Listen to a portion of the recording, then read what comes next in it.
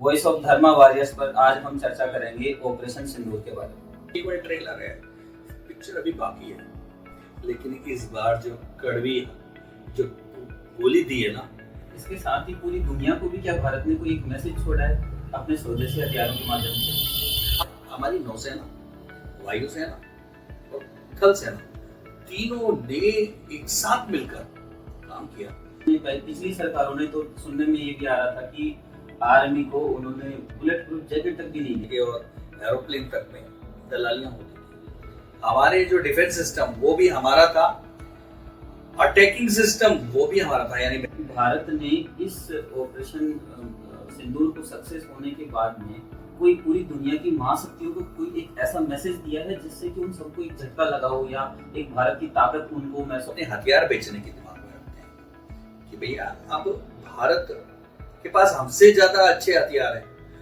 विदेशी सांसदों को भी भारत विदेश भेज रहा है, तो इसका क्या कारण? और एक तो जमीन पर लड़ा जाता है, टेक्नोलॉजी के माध्यम से लड़ा जाता है, और दूसरा इंफॉर्मेशन वॉर होता है। किस तरह की घिनौनी हरकत करता है, धर्म के नाम पर देश में दंगे फैलाने की कोशिश नहीं, देश को अपमानित करने की भी। ये ऑपरेशन सिंदूर की लड़ाई भारत ने क्या हथियारों से ही लड़ी है या फिर कूटनीति से?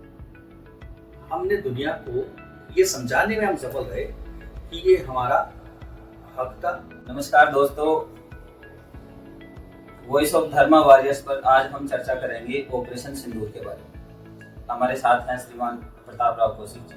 आइए जानते हैं इनसे। हाँ जी, वही वास्तव में देखिए, आप आ रहे थे तो उससे पहले भी अभी हम कुछ लोग मित्र बैठे थे तो चर्चा केवल एक ही बात की, ये थी कि क्योंकि पिछले दिनों रक्षा मंत्री ने जब भुज में गए तो उन्होंने दो बार चैलेंज कहा कि अभी तो केवल ट्रेलर है, पिक्चर अभी बाकी है। तो चर्चा इस बात की थी कि पिक्चर कब आएगी। बड़े अताले हो रहे हैं हम सब कि पिक्चर देखें। बहुत दिनों बाद देखने को मिल रही है ऐसी पिक्चर। हाँ नहीं बिल्कुल, हमने तो बचपन से देखा कि पाकिस्तान कहीं ना कहीं आतंककारी गतिविधि करके हमारे लोगों को मारकर, कभी बम धमाके करके हमें परेशान करता रहा। केवल हम कड़ी चुनौती देते रहे, कड़ी चेतावनी देते रहे, लेकिन इस बार जो कड़वी जो गोली दी है ना, उसने पाकिस्तान के जीवन की इस बार तो बहुत हालत नाजुक कर दी। लेकिन उससे ज्यादा, लेकिन जो अब रक्षा मंत्री जी ने जो कहा है उसके बाद तो हमारी अपेक्षाएं, पूरे देश की अपेक्षाएं बढ़ गई। दूसरा पाकिस्तान पे रहा, देखिए पाकिस्तान के जो विदेश मंत्री हैं, उप प्रधानमंत्री जो हैं, उन्होंने तो ये कहा कि 18 के बाद कभी भी वापस भारत हमला कर सकता है। तो डर और खौफ तो इतना है, अब देखना है कि आगे क्या होता है। लेकिन इस बार मुझे जो लगता है, सरकार, जनता और सेना तीनों एक साथ मिलकर तय कर चुकी है कि अब नासूर ज्यादा दिन नहीं पालेंगे, अब खत्म करेंगे इस चीज को। अब ये आर और पार है। पाकिस्तान को कह दिया है तुम्हारा आतंकवाद वो केवल हल्का फुल्का नहीं माना जाएगा, इसे भारत पर हमला माना जाएगा। और भारत पर हमला तो हमने बता दिया है कि उनके परमाणु ठिकानों को भी हिलाकर कि भैया कि हमारा हमला जो होगा ना इस बार, ये पाकिस्तान पूरा गोल हिल जाएगा। इसके साथ ही पूरी दुनिया को भी क्या भारत ने कोई एक मैसेज छोड़ा है अपने स्वदेशी हथियारों के माध्यम से?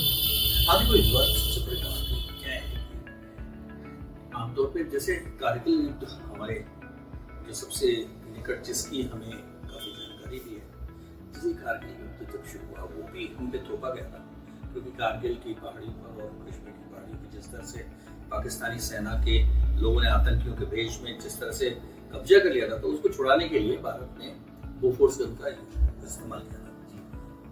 तो बोफोर्स गन के जो एमिनेशन, बारूद, वो हमारे पास नहीं थे, गोले नहीं थे।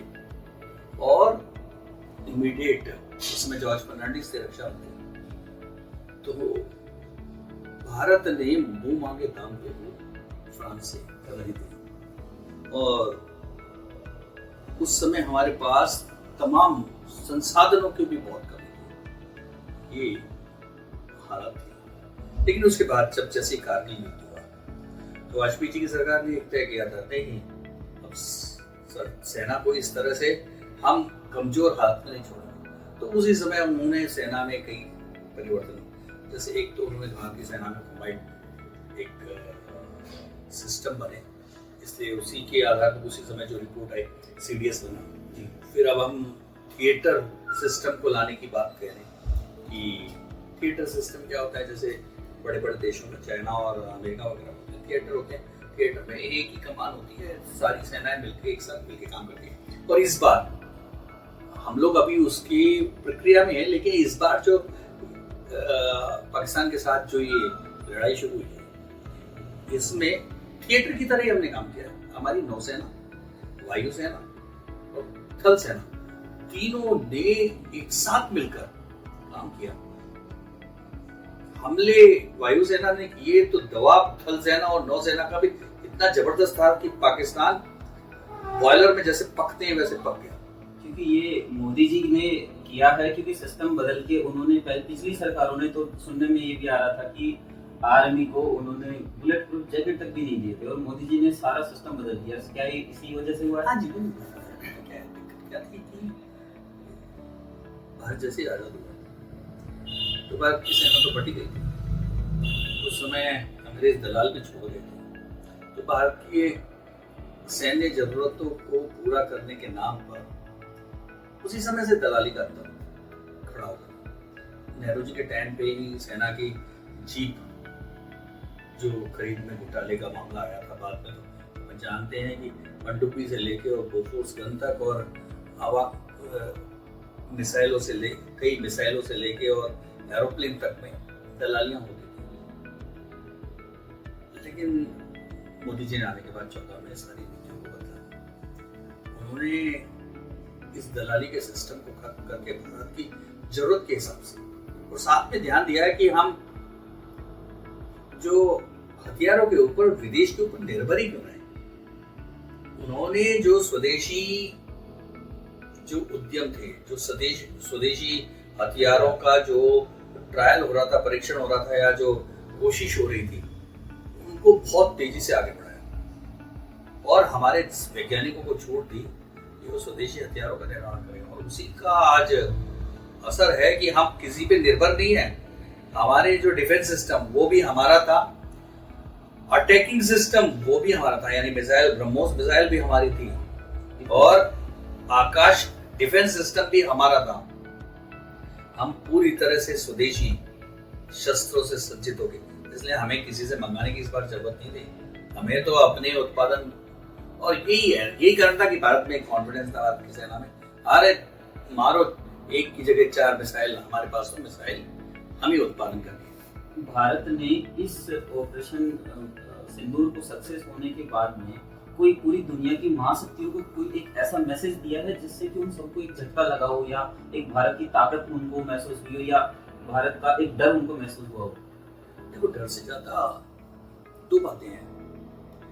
एक तो हथियारों के सौदागर हैं बहुत बड़े दुनिया में, जो कहते हैं कि जितने भी ऐसे वॉर हो रहे हैं उनके पीछे कहीं ना कहीं शस्त्र उत्पादन करने वाले देशों का भी बड़ा हाथ होता है, क्योंकि उनके शस्त्र तभी बिकेंगे जब युद्ध होगा, तो वो भी कोशिश करते रहते हैं। तो एक तो झटका उनको लगा कि भारत अब युद्ध करेगा तो उनके शस्त्र तो बिकने वाले नहीं, तो इसलिए उनको तो जिस तरह का वो इंटरफेरेंस करते थे, युद्ध को बढ़ाया जाए और उलझाया जाए, विषय को सुलटने नहीं दिया जाए, तो वो अब एक मैसेज चला गया उनको जो अपने हथियार बेचने के दिमाग में रखते हैं कि भैया अब भारत के पास हमसे ज्यादा अच्छे हथियार हैं, और भारत की ये हथियार अगर मान लो प्रदर्शन करने लगे तो दुनिया के दूसरे देश भारत से हथियार खरीदने लगेंगे देखकर, और हमारे हथियारों की ऐसी तैसी हो जाएगी, क्योंकि उनके हथियार तो परीक्षण में ही नहीं आए हैं। देखिए, इस समय ब्रह्मोस का जो प्रदर्शन हुआ, आज दुनिया के सारे जितने भी रक्षा वैज्ञानिक हैं, विशेषज्ञ हैं, वो ये कहने लगे कि ब्रह्मोस से अच्छा मिसाइल किसी भी देश के पास नहीं है जो ब्रह्मोस को जिस तरह से मोदी जी ने पूरी दुनिया को संदेश दिया। और इसका क्या हुआ कि वो कांपने लगे हैं, डरने लगे हैं, शस्त्र उत्पादन करने वाले देश, कि अब एक बहुत बड़ा व्यापार उनके हाथ से निकलकर भारत के पास आ जाएगा। और ये बात सच है, अभी कम से कम इसके बाद मेरी जो जानकारी है कि पिछले 7-8-10 दिनों में 66 देशों ने ब्रह्मोस के बारे में जानकारी मांगी है।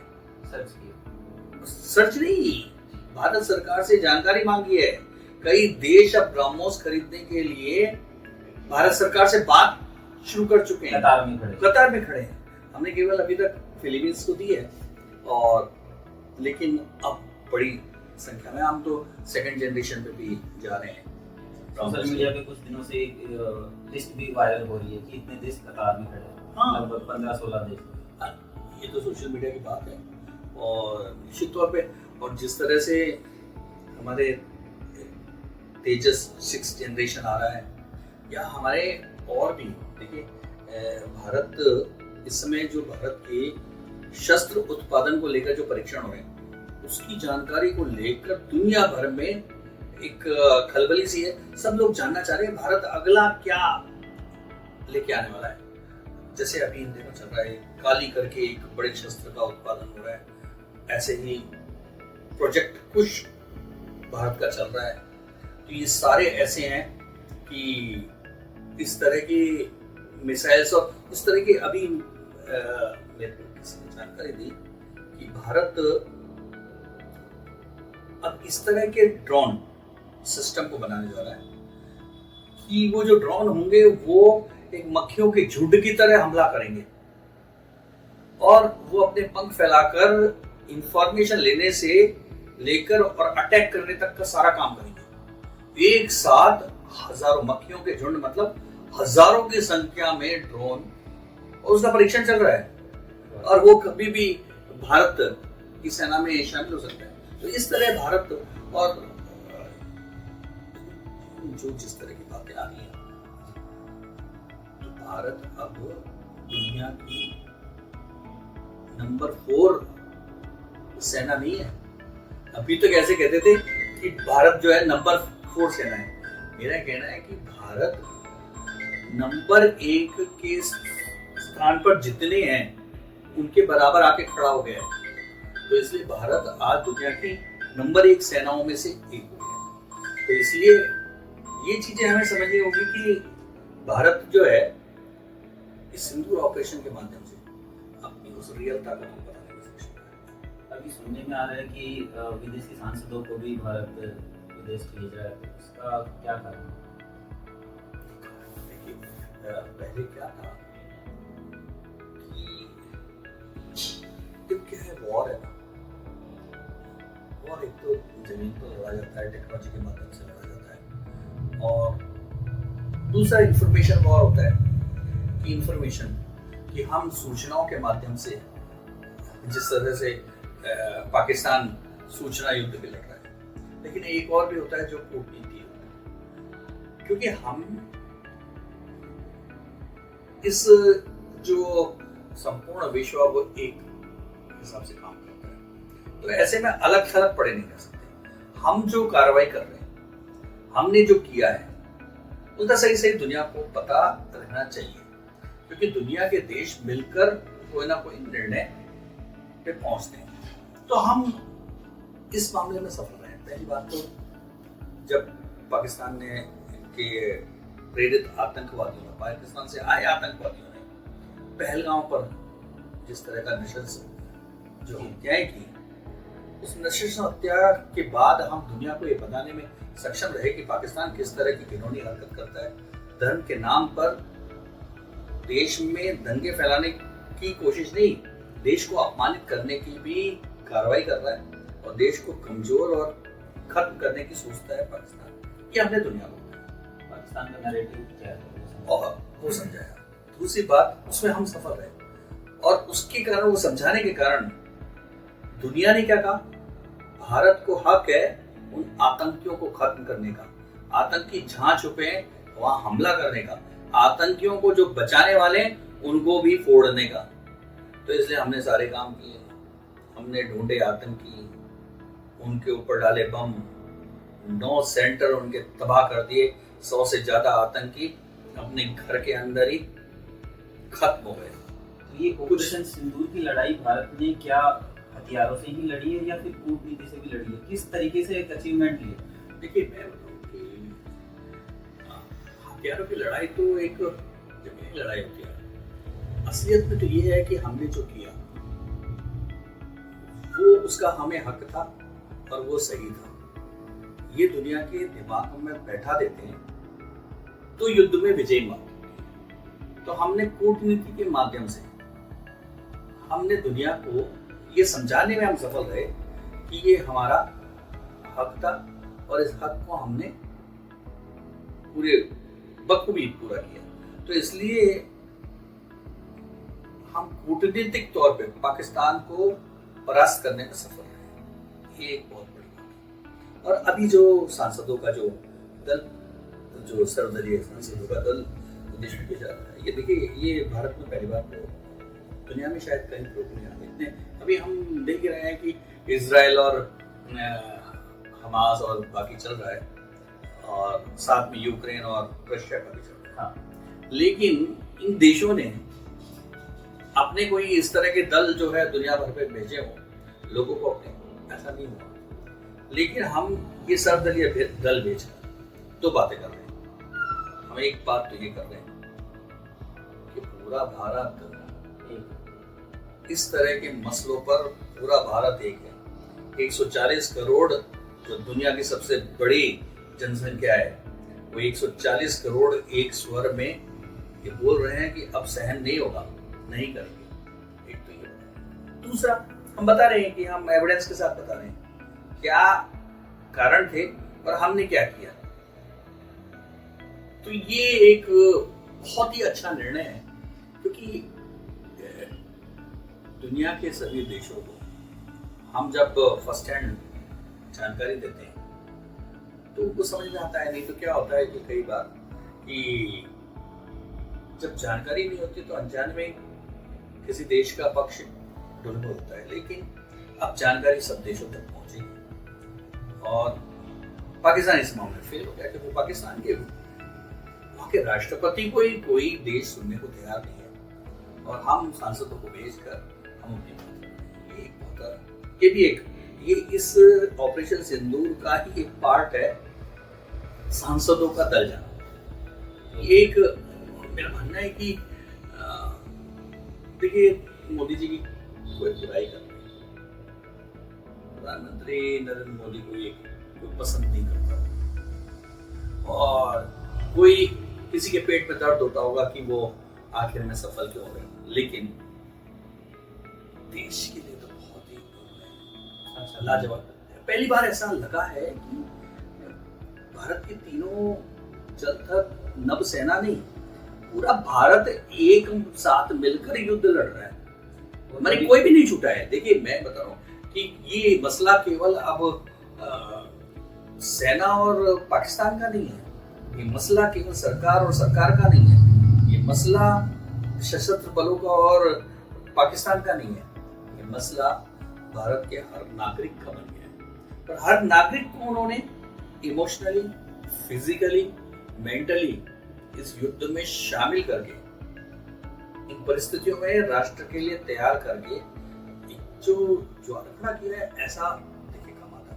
हाँ, 1965 के युद्ध में शास्त्री जी ने वो एक मजबूरी के तहत किया था। उन्होंने जब हमें गेहूं आना बंद किया था और सेना के पास सामरिक हथियार नहीं थे, तो उन्होंने सोमवार के व्रत का आह्वान किया था, तो काफी लोगों ने किया था। साथ में उन्होंने धन मांगा था, तो लोगों ने अपने जेवर दे दिए थे। तो ये इन्वॉल्वमेंट थोड़ा सा हुआ था, लेकिन उसके बाद इस समय सरकार ने धन की इच्छा नहीं की क्योंकि हम आर्थिक रूप से बहुत सक्षम हैं। लेकिन उन्होंने कहा कि जनता को पूरी तरह से मानसिक रूप से हमें इसके साथ जोड़ना चाहिए और आज जनता पूरी तरह से जुड़ी है। अक्सर दरअसल देखा जाता है कि सिर्फ सेना का ही दायित्व होता है, जब आम नागरिक उसमें कभी इन्वॉल्व नहीं होते, मेंटली भी नहीं होते, वो सिर्फ देखते हैं कि सेना अपना काम कर रही है। तो मोदी जी ने सबको एक साथ जोड़ दिया और युद्ध को पहली बार इतिहास में ऐसा हुआ होगा कि हमने युद्ध को भी त्योहार के जैसे मनाया है। वो सुपर कमांडर की तरह काम करे। हाँ, इसलिए मोदी जी को कहना चाहिए कि इस युद्ध ये जो काल चल रहा है, इस काल में वो एक प्रधानमंत्री नहीं सुपर कमांडर की तरह काम कर रहे हैं, जिसमें सेनाएं, प्रशासन, सरकार, सारे देशवासी, हमारे पॉलिटिकल पार्टीज, सारे सब मिलकर एक साथ एक स्वर में उनके साथ युद्ध में कोई ना कोई भूमिका, कोई मानसिक तौर पे निभा रहा है तो कोई फिजिकल तौर पे निभा रहा है, लेकिन हर व्यक्ति कहीं ना कहीं जुड़ा हुआ है। ऐसा किसी भी देश में पहली बार हुआ होगा कि युद्ध की परिस्थितियों में भी आम जनमानस त्योहार मना रहा है। हम त्योहार मना रहे हैं। देखो तिरंगा यात्रा निकली है। हाँ, तिरंगा यात्रा क्यों निकली है? यही बताता है कि भारत के युवाओं का जोश। देखो तो जी क्या हुआ कि जब जैसे ही ये हमले होने शुरू हुए तो चंडीगढ़ की एक मैंने खबर देखी, तो उसमें यह था कि वॉलंटियर्स के लिए एप्लीकेशन, तो इतनी भीड़ लग गई जैसे किसी हीरो हीरोइन के आने पर जो उसको देखने के लिए भीड़ लगती है, तो हजारों की संख्या में युवक और युवतियां अपने आप को रजिस्टर कराने पहुंचे कि हम अपनी सेवाएं देना चाहते हैं सेना को। तो ये आप देखो कि यह कहना है जब मोदी जैसा नेतृत्व होता है तो देश ऐसा चमत्कार करता है, तो वो ये तो मानना पड़ेगा। आप कांग्रेस उनके पेट में दर्द होगा, आप इसमें तो उनको दवाई खा लेनी चाहिए थी, लेकिन मोदी है तो मुमकिन है, ये तो मानना